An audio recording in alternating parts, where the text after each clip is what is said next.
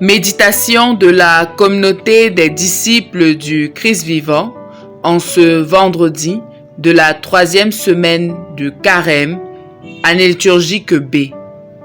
Évangile de Jésus-Christ selon saint Marc, au chapitre 12, les versets 28b à 34. En ce temps-là, un scribe s'avança vers Jésus pour lui demander « Quel est le premier de tous les commandements ?» Jésus lui fit cette réponse. Voici le premier. Écoute Israël, le Seigneur notre Dieu est l'unique Seigneur. Tu aimeras le Seigneur ton Dieu de tout ton cœur, de toute ton âme, de tout ton esprit et de toute ta force. Et voici le second. Tu aimeras ton prochain comme toi-même. Il n'y a pas de commandement plus grand que cela. Le scribe reprit. Fort bien, maître, tu as dit vrai. Dieu est l'unique, et il n'y en a pas d'autre que lui. L'aimer de tout son cœur, de toute son intelligence, de toute sa force, et aimer son prochain comme soi-même, vaut mieux que toute offrande d'holocauste et de sacrifice. Jésus, voyant qu'il avait fait une remarque judicieuse, lui dit « Tu n'es pas loin du royaume de Dieu. » Et personne n'osait plus l'interroger. Acclamons la parole de Dieu. Méditation. Bien-aimés de Dieu, rendons grâce au Seigneur notre Dieu. Pour ce jour, le monde entier célèbre la femme. Cette créature si exceptionnelle nous rappelle que nous sommes tous nés pour aimer. C'est le principe de la vie et sa seule finalité. Dieu le premier nous a aimés et nous appelle tous à l'amour. En ce temps de carême, nous sommes appelés à ajuster notre marche vers Pâques à cette recommandation de l'amour que le Christ nous donne aujourd'hui. L'amour de Dieu est la chose la plus précieuse pour nous les hommes. C'est l'essentiel de notre vie, la clé de notre bonheur. Aimer le Seigneur, c'est décider de s'attacher à lui, c'est-à-dire de refuser toute idolâtrie.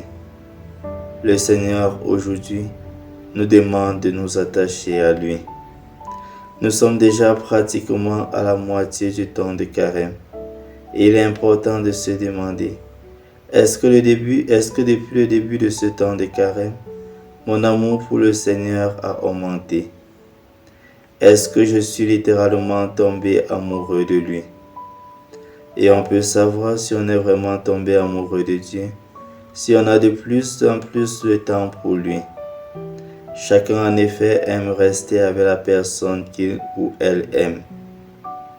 Est-ce que moi également, j'ai le temps de rester avec Dieu dans la prière, dans l'adoration, dans la méditation de sa parole? Toutefois, l'amour de Dieu est indissociable de l'amour du prochain. À ce sujet, l'apôtre Jean est très clair. Si quelqu'un dit « j'aime Dieu » et qu'il haït son frère, c'est un menteur. En effet, celui qui n'aime pas son frère qu'il voit, celui-là ne peut pas aimer Dieu qu'il ne voit pas. Voici donc le commandement que nous tenons de lui, que celui qui aime Dieu aime aussi son frère. C'est seulement en aimant nos frères et sœurs qu'on peut être sûr qu'on aime Dieu. En somme, la preuve que nous aimons Dieu, c'est l'amour que nous portons à nos frères et sœurs. Ainsi, le premier commandement, tu aimeras le Seigneur ton Dieu de tout ton cœur, de toute ton âme et de toutes tes forces, se manifeste dans l'observation du second qui lui est semblable. Tu aimeras ton prochain comme toi-même. Prions. Seigneur Jésus, tu m'enseignes ce matin que le chemin qui conduit au paradis passe nécessairement par l'amour. Tu m'appelles à t'aimer plus que tout et à aimer mon prochain comme moi-même. Aide-moi à faire de l'amour de Dieu et de mes frères et sœurs le leitmotiv de mes actions. Intercession.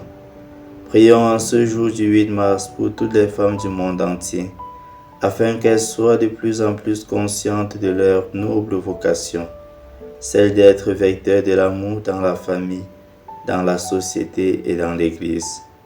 Exercice spirituel. Poser des actes en faveur de son prochain pour lui manifester notre amour et faire plaisir au Seigneur notre Dieu.